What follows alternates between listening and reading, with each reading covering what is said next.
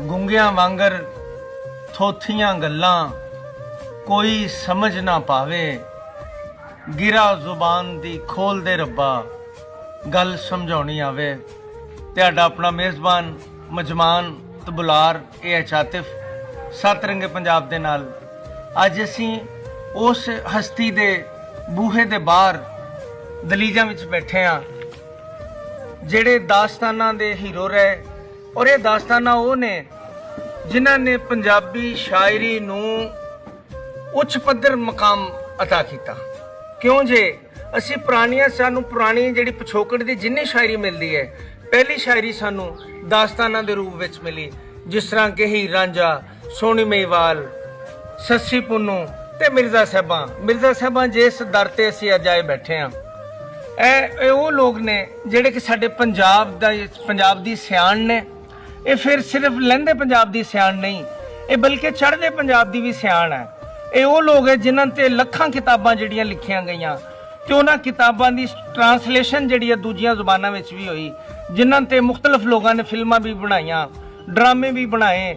ਬਲਕਿ ਸਾਡਾ ਜਿਹੜਾ ਸਭ ਤੋਂ ਪਿਛੋਕੜ 'ਚ ਜਿੱਥੋਂ ਸਾਡਾ ਮੁੱਢ ਵੱਜਦਾ ਡਰਾਮਾ ਨਗਾਰੀ ਦਾ, ਸਾਡੇ ਨਕਲੀਏ ਪ੍ਰੋਗਰਾਮ ਜਿਸ ਵੇਲੇ ਕਰਦੇ ਸਨ ਤੇ ਉਹਨਾਂ ਕੋਲ ਜਿਹੜੀਆਂ ਦਾਸਤਾਨਾਂ ਸਨ ਉਹ ਵੀ ਇਹੀ ਦਾਸਤਾਨਾਂ ਸਨ, ਆਸ਼ਕਾਂ ਦੀਆਂ ਤੇ ਜਾਂ ਫਿਰ ਸਾਡੇ ਇੱਥੇ ਦੀਆਂ ਸੂਰਮਿਆਂ ਦੀਆਂ। ਤੇ ਮਿਰਜ਼ੇ ਦੇ ਹਵਾਲੇ ਨਾਲ ਜਦੋਂ ਅਸੀਂ ਕਿਸੇ ਮਿੱਤਰਾਂ ਨਾਲ ਗੱਲ ਕਰਦੇ ਹਾਂ ਜਾਂ ਤਾਰੀਖ ਦੇ ਪੰਨੇ ਫੋਲਦੇ ਹਾਂ ਤੇ ਸਾਨੂੰ ਪਤਾ ਲੱਗਦਾ ਹੈ ਕਿ ਮਿਰਜ਼ਾ ਇਕੱਲਾ ਆਸ਼ਿਕ ਨਹੀਂ ਸੀ, ਮਿਰਜ਼ਾ ਇੱਕ ਸੂਰਮਾ ਵੀ ਸੀ, ਇਸ ਧਰਤੀ ਦਾ ਸੂਰਮਾ। ਇਹ ਰਾਵੀ ਤੇ ਚਨਾਹ ਦੇ ਕੰਢੇ ਦਾ ਵਿਚਕਾਰਲਾ ਜਿੰਨਾ ਵੀ ਹਿੱਸਾ ਹੈ ਇਹਦੇ ਵਿੱਚ ਜਾਂ ਆਸ਼ਿਕ ਜੰਮੇ ਨੇ ਜਾਂ ਸੂਰਮੇ ਜੰਮੇ ਨੇ। ਜੇ ਸੂਰਮੇ ਜੰਮੇ ਨੇ ਤੇ ਉਹਨਾਂ ਨੇ ਅੰਗਰੇਜ਼ਾਂ ਨੂੰ ਨੱਥਾਂ ਪਾਈਆਂ, ਬਾਹਰੋਂ ਜਿਹੜਾ ਵੀ ਇੱਥੇ ਆਇਆ ਤੇ ਅਸੀਂ ਉਹਨੂੰ ਮੂੰਹ ਤੋੜ ਜਵਾਬ ਦਿੱਤਾ ਹੈ।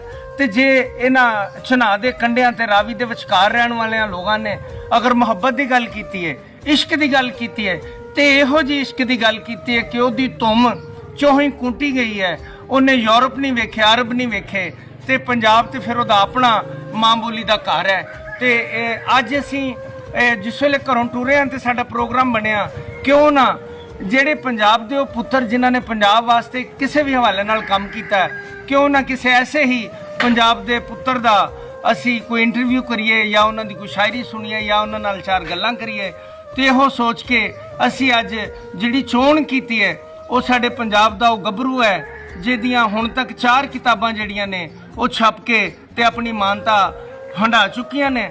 ਉਹ ਸਾਡੇ ਮਾਣਯੋਗ ਵੀਰ ਜਿਨ੍ਹਾਂ ਨੇ ਆਪਣਾ ਸਫ਼ਰ ਹਵਾਵਾਂ ਜ਼ਹਿਰ ਪਿਆਲੇ ਤੋਂ ਕੀਤਾ ਤੇ ਫਿਰ ਉਮਰੋਂ ਲੰਮੀ ਰਾਤ ਤੇ ਫਿਰ ਚੇਤਰ ਦੇ ਤਰਿਆਏ ਤੇ ਅੱਖਰ ਅੱਖਰ ਹਮਦਾਂ।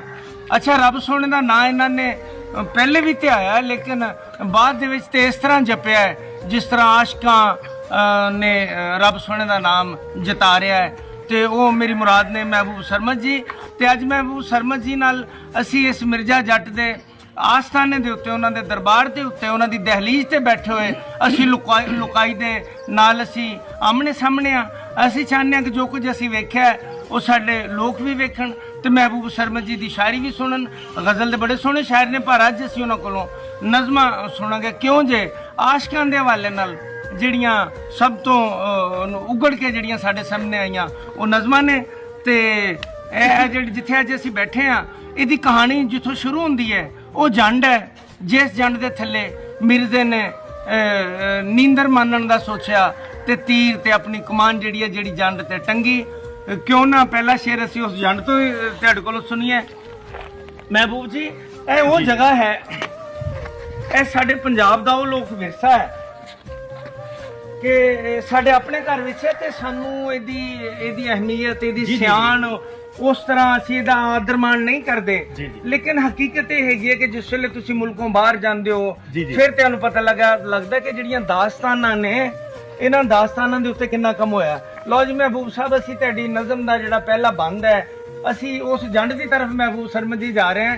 ਇਹ ਉਹ ਜੰਡ ਹੈ ਜਿਸ ਜੰਡ ਦੇ ਕਿਸੇ ਇੱਕ ਟਹਿਣੇ ਦੇ ਨਾਲ, ਮੈਂ ਇਹ ਤਾਂ ਨਹੀਂ ਕਹਿ ਸਕਦਾ ਕਿ ਉਹ ਟਹਿਣਾ ਕਿਹੜਾ ਸੀ ਕਿਉਂਕਿ ਕੁਝ ਇਹਦੇ ਟਹਿਣੇ ਜਿਹੜੇ ਨੇ ਝੜ ਚੁੱਕੇ ਨੇ। ਬਹੁਤ ਪੁਰਾਣੀ ਦਾਸਤਾਨ ਹੈ ਤੇ ਕਿੱਕਰ ਦੀ ਉਮਰ ਵੀ ਜਿਹੜੀ ਹੈ ਉਹ ਸਾਡੇ ਵੱਡਿਆਂ ਨਾਲੋਂ ਵੀ ਜ਼ਿਆਦਾ ਹੋ ਚੁੱਕੀ ਹੈ। ਤੇ ਅਸੀਂ ਇੱਥੇ ਕਿਤੇ ਜਿਹੜੇ ਆਪਣੇ ਤੀਰ ਟੰਗੇ ਗਏ ਸਨ ਤੇ ਇਹ ਉਹ ਜਗ੍ਹਾ ਹੈ ਜਿੱਥੇ ਮਿਰਜ਼ੇ ਉਹਨਾਂ ਨੇ ਆਰਾਮ ਕੀਤਾ ਤੇ ਉਹਨਾਂ ਦੇ ਕੁਝ ਤੀਰ ਤੋੜ ਦਿੱਤੇ ਗਏ। ਅੱਛਾ, ਜਿਸ ਤਰ੍ਹਾਂ ਸਾਨੂੰ ਤਾਰੀਖ ਦੱਸਦੀ ਹੈ ਕਿ ਜਿਸ ਵੇਲੇ ਤੀਰ ਤੋੜ ਦਿੱਤੇ ਗਏ ਤੇ ਕੁਝ ਤੀਰ ਸਾਹਿਬਾਂ ਨੇ ਫਿਰ ਵੀ ਬਚਾ ਕੇ ਰੱਖ ਲਏ, ਲੇਕਿਨ ਉਹ ਤੀਰ ਉਹਨਾਂ ਕੰਮ ਨਹੀਂ ਕਰ ਸਕੇ। ਤੇ ਬਿਸਮਿਲ੍ਲਾ ਕਰੋ, ਸਾਨੂੰ ਕੋਈ ਨਜ਼ਮ ਸੁਣਾਈ ਜਾਏ ਇੱਥੇ। ਇੱਕ ਨਜ਼ਮ ਪੇਸ਼ ਕਰ ਰਹੇ ਹਾਂ ਜੀ, ਬਿਸਮਿਲ੍ਲਾ। ਨਜ਼ਮ ਦਾ ਸਰਨਾਮਾ ਹੈ ਫਾਟੀ।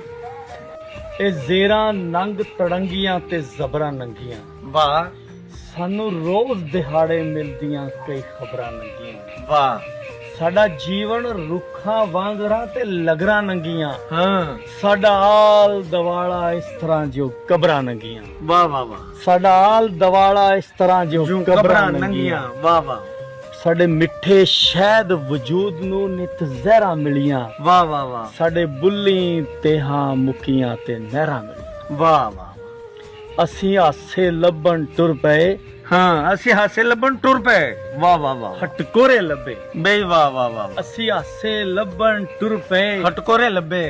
ਹਟਕੋਰੇ ਲੱਭੇ। ਸਾਨੂੰ ਪੈਰ ਪੈਰ ਤੇ ਬੇਲੀਆ ਸੈ ਝੋਰੇ ਲੱਭੇ। ਬਈ ਵਾਹ ਵਾਹ ਵਾਹ, ਸਾਡਾ ਸੀਨਾ ਜਦੋਂ ਫਰੋਲਿਆ ਤੇ ਮੋਹਰੇ ਲੱਭੇ। ਆਹਾ, ਸਾਨੂੰ ਵੈਦ ਵੀ ਤੇਰੇ ਸ਼ਹਿਰ ਦੇ ਸਭ ਡੋਰੇ ਲੱਭੇ। ਬਈ ਵਾਹ ਵਾਹ, ਅਸੀਂ ਰਹਿ ਗਏ ਕਲਮਾਂ ਕਾਗਜ਼ਾਂ ਤੇ ਲੀਕਾਂ ਜੋਗੇ, ਵਾਹ, ਜਾਂ ਹਾਵਾਂ ਵੈਣ ਸਿਆਪੜੇ ਜਾਂ ਚੀਕਾਂ ਜੋਗੇ। ਬਈ ਬਹੁਤ ਅੱਛੇ। ਕਿਆ ਉਹ ਛੱਪੜ ਹੈ? ਅੱਛਾ, ਹੁਣ ਇਹ ਛੱਪੜ ਵੇਲੇ ਦੇ ਨਾਲ ਨਾਲ ਨਾ ਜਿਸ ਤਰ੍ਹਾਂ ਸਾਡੇ ਦਿਲ ਛੋਟੇ ਹੋ ਗਏ, ਜਿਸ ਤਰ੍ਹਾਂ ਸਾਡੀਆਂ ਸੋਚਾਂ ਛੋਟੀਆਂ ਹੋ ਗਈਆਂ, ਅੱਛਾ ਇਸੇ ਤਰ੍ਹਾਂ ਹੀ ਇਹ ਛੱਪੜ ਜਿਹੜਾ ਹੈ ਉਹ ਵੀ ਛੋਟਾ ਹੋ ਗਿਆ। ਜਿਸ ਵੇਲੇ ਅਸੀਂ ਉਸਤਾਦ ਪੀਲੂ ਨੂੰ ਜਾਂ ਜੀ ਹਾਫਿਜ਼ ਬਰਖਰਦਾਰ ਨੂੰ ਜਿਸ ਵੇਲੇ ਅਸੀਂ ਸੁਣਦੇ ਹਾਂ ਤੇ ਸਾਨੂੰ ਉਹਨਾਂ ਦੋਵਾਂ ਦੀਆਂ ਦਾਸਤਾਨਾਂ ਵਿੱਚ ਵੀ ਸਾਨੂੰ ਇਹ ਛੱਪੜ ਦਾ ਜਿਹੜਾ ਹੈ ਤਜ਼ਕਰਾ ਜਿਹੜਾ ਮਿਲਦਾ ਹੈ, ਇਹਦਾ ਜ਼ਿਕਰ ਸਾਨੂੰ ਮਿਲਦਾ ਹੈ ਕਿ ਜਦੋਂ ਕੁੱਤੇ ਸ਼ਾਨ ਖਾਨ ਸ਼ਮੀਰ ਦੇ ਜਦੋਂ ਛੱਪਣੀ ਆਣ ਵੜੇ, ਇਹ ਉਹ ਛੱਪੜ ਹੈ। ਲਓ ਜੀ, ਮੈਂ ਆਪਣੇ ਸੁਣਨ ਵਾਲਿਆਂ ਨੂੰ, ਅੱਛਾ ਅੱਜ ਇਹ ਪ੍ਰੋਗਰਾਮ ਵੱਖਰੇ ਢੰਗ ਦਾ ਹੋ ਗਿਆ। ਅੱਗੇ ਸਾਡਾ ਇੱਕ ਨਾ ਜਿਹੜਾ ਵਤੀਰਾ ਸੀ, ਜਿਹੜਾ ਅਸੀਂ ਮਿੱਥਿਆ ਹੋਇਆ ਸੀ ਕਿ ਅਸੀਂ ਕੀ ਕਰਨਾ ਹੈ, ਅਸੀਂ ਕਿੱਥੇ ਜਾਣਾ ਹੈ, ਜਾਂ ਅਸੀਂ ਦੋ ਚਾਰ ਗੱਲਾਂ ਕਰਨ ਤੋਂ ਬਾਅਦ ਤੇ ਅਸੀਂ ਸ਼ਾਇਰ ਤੋਂ ਕੁਝ ਗੱਲਾਂ ਸੁਣਨੀਆਂ ਨੇ ਤੇ ਮੁੜ ਕੇ ਸ਼ਾਇਰੀ ਸੁਣਨੀ ਹੈ। ਲੇਕਿਨ ਅੱਜ ਆਸ਼ਕਾਂ ਦੇ ਦਰ ਤੇ ਆਏ ਹਾਂ ਤੇ ਤਬੀਅਤ ਵੀ ਆਸ਼ਕਾਨਾ ਹੋ ਗਈ ਹੈ ਤੇ ਦਿਲ ਹੀ ਨਹੀਂ ਕਰਦਾ ਕਿ ਪ੍ਰੋਗਰਾਮ ਨੂੰ ਅਸੀਂ ਮੁਕਾ ਦਈਏ, ਰੋਕ ਦਈਏ। ਤੇ ਲਓ ਜੀ ਮਹਿਬੂਬ ਸਰਮਦ ਜੀ, ਤੇ ਕੋਈ ਨਜ਼ਮ ਹੋਰ ਸਾਨੂੰ ਸੁਣਾਓ। ਨਜ਼ਮ ਪੇਸ਼ ਕਰ ਰਹੇ ਹਾਂ ਜੀ, ਬਿਸਮਿਲ੍ਲਾ। ਸਾਨੂੰ ਪਵੇ ਹਿਜਰ ਦੀ ਮਾਰ ਨੀ, ਵਾਹ, ਨਿਤ ਰਵੇ ਸਫਰ ਦਰਕਾਰ ਨੀ। ਅਸੀਂ ਭੱਜੀਏ ਪਰਲੇ ਪਾਰ ਨੀ, ਪਰ ਅੰਦਰ ਵਸਦਾ ਯਾਰ ਨਹੀਂ, ਅਸੀਂ ਅੰਨੇ ਹੋਏ। ਵਾਹ ਵਾਹ ਵਾਹ ਵਾਹ ਵਾਹ, ਅਸੀਂ ਨੈਣ ਗਵਾ ਲਏ ਆਪਣੇ, ਅਸੀਂ ਅੰਨੇ ਹੋਏ। ਅਸੀਂ ਨੈਣ ਗਵਾ ਲਏ ਆਪਣੇ, ਅਸੀਂ ਅੰਨੇ ਹੋਏ। ਤੇ ਸੁਣ ਸਖੀਏ ਨੈਣਾ ਵਾਲੀਏ, ਵਾਹ, ਅਸੀਂ ਜਿੰਦ ਗਮਾਂ ਵਿੱਚ ਗਾਲੀਏ। ਅਸੀਂ ਦਿਨ ਨੂੰ ਤਾਰੇ ਭਾਲੀਏ ਤੇ ਰਾਤੀ ਸੂਰਜ ਬਾਲੀਏ, ਅਸੀਂ ਪਾਗਲ ਹੋਏ। ਬੇ ਵਾਹ ਵਾਹ ਵਾਹ, ਅਸੀਂ ਸੁਰਤ ਗਵਾ ਲਈ ਆਪਣੀ, ਅਸੀਂ ਪਾਗਲ ਹੋਏ।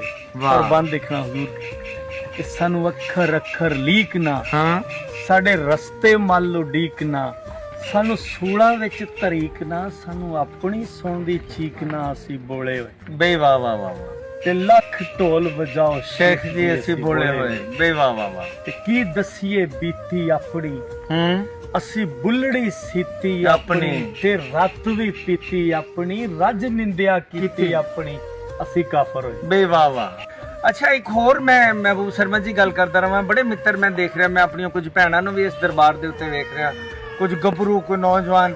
ਅੱਛਾ, ਇੱਕ ਮੈਨੂੰ ਹਿਰਖ ਹੈ ਇਸ ਸਦੀਆਂ ਦੀ ਦਾਸਤਾਨ, ਏਡੀ ਆਲਾ ਦਾਸਤਾਨ ਕਿ ਜਿਹਦੇ ਉੱਤੇ ਅਸੀਂ ਪਾਕਿਸਤਾਨ ਨੂੰ ਬਾਹਰ ਬੜਿਆਂ ਲੋਕਾਂ ਨੇ ਕਰੋੜਾਂ ਰੁਪਈਆ ਕਮਾਇਆ, ਲੱਖਾਂ ਰੁਪਈਆ ਕਮਾਇਆ।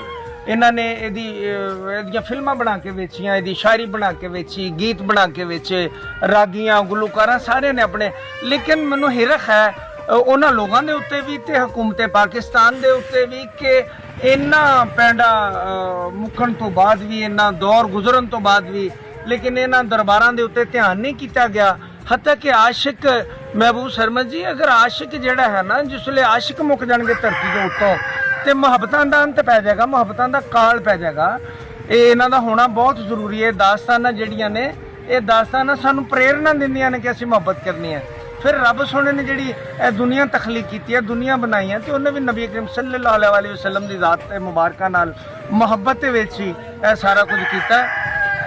ਤੇ ਮੈਂ ਬੇਨਤੀ ਕਰਾਂਗਾ ਆਪਣੇ ਹਾਕਮਾਂ ਦੇ ਅੱਗੇ, ਆਪਣੇ ਆਗੂਆਂ ਦੇ ਅੱਗੇ ਕਿ ਇਹਦਾ ਧਿਆਨ ਕੀਤਾ ਜਾਏ ਉਹ ਮੈਂ ਜੰਡ ਵੇਖ ਕੇ ਆਇਆ ਜਿੱਥੇ ਮਿਰਜ਼ਾ ਸਾਹਿਬ ਸ਼ਹੀਦ ਹੋਏ ਆ, ਜਿੱਥੇ ਸਾਹਿਬਾਂ ਸ਼ਹੀਦ ਹੋਈ ਹੈ, ਤੇ ਉਹ ਜੜ੍ਹਾਂ ਉਹਦੀਆਂ ਖੋਖਲੀਆਂ ਹੁੰਦੀਆਂ ਜਾ ਰਹੀਆਂ ਇੱਥੋਂ ਤੱਕ ਕਿ ਇਹ ਮਤਲਬ ਕੋਈ 1-2 ਸਾਲ ਪਹਿਲੇ ਇੱਥੇ ਲਾਈਟ ਆਈ ਹੈ, ਰੋਸ਼ਨੀ ਆਈ ਹੈ। ਹਾਂ ਮੈਂ ਮੈਨੂੰ ਇਲਿਆਸ ਘੁੰਮਣ ਸਾਹਿਬ ਤੁਸੀਂ ਮੈਨੂੰ ਦੱਸ ਰਹੇ ਸੋ, ਮੈਂ ਅੰਦਰ ਜਾ ਕੇ ਜਿਸਲੇ ਦੇਖਿਆ ਹੈ, ਮੈਂ ਤਖਤੀਆਂ ਪੜੀਆਂ ਨੇ, ਤੇ ਯਕੀਨ ਕਰੋ ਕਿ ਮੇਰਾ ਦਿਲ ਕੀਤਾ ਕਿ ਇਲਿਆਸ ਘੁੰਮਣ ਜੀ ਨੂੰ ਮੈਂ, ਮੇਰੇ ਅੰਦਰੋਂ ਸੀਸਾਂ ਨਿਕਲੀਆਂ ਨੇ, ਦੁਆਵਾਂ ਨਿਕਲੀਆਂ ਨੇ। ਲੋਕ ਵਿਰਸਾ ਦੇ ਹਵਾਲੇ ਨਾਲ ਇਲਿਆਸ ਘੁੰਮਣ ਜੀ ਨੇ ਜੋ ਕੁਝ ਕੀਤਾ। ਇਲਿਆਸ ਘੁੰਮਣ ਜੀ ਅਸੀਂ ਸ਼ੁਕਰਗੁਜ਼ਾਰ ਹਾਂ ਤੁਹਾਡੇ ਕਿ ਤੁਸੀਂ ਕਮ ਸੇ ਕਮ ਇੱਥੇ ਰੋਸ਼ਨੀ ਕੀਤੀ, ਤੁਸੀਂ ਇੱਥੇ ਬਲਬ ਵਾਲੇ ਆਉਣ ਵਾਲਿਆਂ ਵਾਸਤੇ ਕੁਝ ਹੋਇਆ। ਤੇ ਮੈਂ ਫਿਰ ਵੀ ਤੁਹਾਨੂੰ ਵੀ ਆਖਾਂਗਾ ਕਿ ਜਦੋਂ ਦੁਬਾਰਾ ਕਿਤੇ ਤੁਹਾਡਾ ਇੱਧਰ ਗੇੜਾ ਲੱਗੇ, ਦੁਬਾਰਾ ਤੁਹਾਡਾ ਚੱਕਰ ਲੱਗੇ, ਤੁਸੀਂ ਹਾਜ਼ਰੀ ਵਾਸਤੇ ਆਓ, ਤੇ ਇੱਥੇ ਕੁਝ ਹੋਰ ਕੰਮ ਜਿਹੜੇ ਨੇ ਜ਼ਰੂਰੀ ਨੇ ਉਹ ਵੀ ਹੋਣੇ ਚਾਹੀਦੇ ਨੇ। ਬਹੁਤ ਪੁਰਾਣਾ ਵਣ ਹੈ, ਤੇ ਜਦੋਂ ਵਣ ਦਾ ਬਣਦਾ ਹੈ ਨਾ ਜੀ ਤਣਾ, ਇਹ ਕੋਈ 100 ਸਾਲਾਂ ਦੀਆਂ ਉਮਰਾਂ ਤੋਂ ਬਾਅਦ ਬਣਦਾ ਹੈ। ਤੇ ਮਹਿਬੂਬ ਸ਼ਰਮਾ ਜੀ ਉੱਥੇ ਆ ਕੇ ਅੱਜ ਸਾਨੂੰ ਇੱਕ ਕੋਈ ਛੋਟੀ ਜੀ ਇੱਕ ਨਜ਼ਮ ਸੁਣਾ ਦਿਓ ਜੀ। ਮਹਿਬੂਬ ਜੀ ਨਜ਼ਮ ਹੈ ਉਹਦੀ, ਮੈਨੂੰ ਸਾਰੀ ਤੇ ਨਾ ਸਰ ਯਾਦ ਹੋਏ, ਕੁਝ ਮਿਸਰੇ। ਸੂਰਜ ਸਹਿਮਾ ਮਾਰਿਆ, ਹਾਂ ਚੜਦਾ ਰੋਜ਼ ਸਵੇਰ, ਬੇਵਾ ਚਿੱਟੇ ਦੇਹ ਦਾ ਚਾਨਣਾ ਖਾ ਗਏ ਕਾਲੇ ਨੇਰ। ਵਾਹ ਵਾਹ ਵਾਹ। ਤੇ ਸੋਚ ਵਲੁੰਦਰ ਮਾਰਦੀ ਨਾ ਲੱਗੇ ਕੋਈ ਡਾਰ, ਵਾਹ। ਤੇ ਭੁੱਖ ਦਾ ਫਨੀਅਰ ਸ਼ੂਕ ਦਾ ਆਪਣਾ ਫਨ ਫੈਲਾ, ਬੇਵਾ। ਤੇ ਅੱਗ ਵਰਾਂਦਾ ਪੋਹ ਦਾ ਚਾਨਣ ਠੰਡਾ ਖਾਰ, ਤੇ ਸੀਤਲ ਰੁੱਤੇ ਜੇਠ ਦੀ ਕਿਸੇ ਨਾ ਲਿੱਤੀ ਸਾਰ, ਬੇਵਾ ਵਾਹ। ਤੇ ਤੁੱਦਲ ਪੈਂਡੇ ਦੂਰ ਦੇ ਥਾਂ ਥਾਂ ਉੱਗੀ ਥੋਰ, ਤੇ ਪੈਰੀਂ ਛਾਲੇ ਹੱਸਦੇ ਆਸਾਂ ਵਧੀਆਂ ਹੋਰ, ਪੈਰੀਂ ਛਾਲੇ ਹੱਸਦੇ ਆਸਾਂ ਵਧੀਆਂ ਹੋਰ, ਆਸਾਂ ਵਧੀਆਂ ਹੋਰ। ਢੇਰ ਪਲੀਤੀ ਮਨ ਵਿੱਚ ਦੇ ਅੰਦਰ ਵੜ ਵੜ ਰੋ, ਮੰਦੇ ਕੰਮੀ ਨਾਨਕਾ ਜਦ ਕਦ ਮੰਦਾ ਹੋ। ਲੋ ਜੀ, ਮੰਦੇ ਕੰਮੀ ਨਾਨਕਾ ਜਦ ਕਦ ਮੰਦਾ ਹੋ। ਬਿਲਕੁਲ ਸੱਚੀ ਗੱਲ ਹੈ। ਚੰਗਿਆਂ ਕੰਮਾਂ ਦੇ ਚੰਗੇ ਨਤੀਜੇ ਨਿਕਲਦੇ ਨੇ ਤੇ ਮਾੜਿਆਂ ਦੇ ਮਾੜੇ। ਲੋ ਜੀ, ਅਸੀਂ ਅੱਜ ਮਿਰਜ਼ਾ ਸਾਹਿਬਾਂ ਦੇ ਆਸਤਾਨੇ ਦੇ ਉੱਤੇ ਇਸ ਪ੍ਰੋਗਰਾਮ ਦਾ ਮੁੱਢ ਨੀਂਹ ਧਰੀ, ਮੁੱਢ ਰੱਖਿਆ, ਤੇ ਇਹਦੇ ਉੱਤੇ ਅਸੀਂ ਆਪਣਾ ਅੰਤ ਕਰਦੇ ਹਾਂ। ਬਹੁਤ ਸ਼ੁਕਰੀਆ। ਮਾਲਿਕ ਤੁਹਾਨੂੰ ਸਲਾਮਤ ਰੱਖੇ। ਇਸ ਪ੍ਰੋਗਰਾਮ ਦੇ ਜਿਹੜੇ ਵਿਚਾਰ ਸਾਡੇ ਨਾਲ ਜ਼ਰੂਰ ਸਾਂਝਾ ਕਰਿਆ ਜੇ ਕਿ ਪ੍ਰੋਗਰਾਮ ਤੁਹਾਨੂੰ ਕਿਹੋ ਜਿਹਾ ਲੱਗਿਆ। ਤੁਹਾਡੇ ਕਮੈਂਟਸ ਤੋਂ, ਤੁਹਾਡੀ ਰਾਏ ਤੋਂ, ਤੁਹਾਡੀ ਸੋਚ ਤੋਂ, ਸੋਚ ਵਟਾਂਦਰੇ ਤੋਂ ਸਾਨੂੰ ਪਤਾ ਲੱਗੇਗਾ। ਲੋ ਜੀ, ਇਹਦੇ ਨਾਲ ਹੀ ਅਸੀਂ ਆਗਿਆ ਲੈਂਦੇ ਹਾਂ, ਤੇ ਰੱਬ ਰਾਖਾ ਤੇ ਅੱਲਾ ਬੇਲੀ।